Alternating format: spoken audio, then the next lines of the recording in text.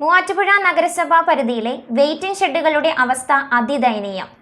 സീറ്റുകൾ തകർന്നും കാടുകൾ കയറിയതുമായ വെയിറ്റിംഗ് ഷെഡുകൾ യാത്രക്കാർക്ക് വലിയ ബുദ്ധിമുട്ടാണ് സൃഷ്ടിക്കുന്നത്.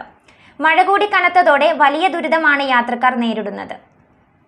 മൂവാറ്റുപുഴ നഗരസഭാ പരിധിയിലെ വെയിറ്റിംഗ് ഷെഡുകൾ ഉപയോഗശൂന്യമായി മാറുകയാണ്.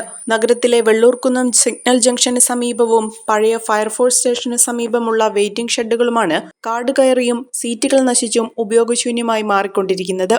ദിവസേന ആയിരക്കണക്കിന് ആളുകൾ ഉപയോഗിക്കുന്ന ഈ വെയിറ്റിംഗ് ഷെഡുകൾ പൂർണ്ണമായും നശിക്കുന്ന സാഹചര്യമാണുള്ളത്. ഏറ്റവും തിരക്കുള്ള നെഹ്റു പാർക്കിലെ വെയിറ്റിംഗ് ഷെഡിലും സീറ്റുകളുടെ അവസ്ഥ പരിതാപകരമാണ്.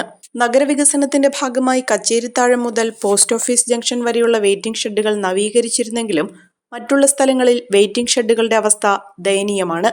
മഴക്കാലം കൂടിയെത്തിയതോടെ വെയിറ്റിംഗ് ഷെഡ് ഉപയോഗിക്കുന്നവർക്ക് യാതൊരു വിധത്തിലും അത് സാധിക്കാത്ത സാഹചര്യമാണ് ഉണ്ടായിക്കൊണ്ടിരിക്കുന്നത്.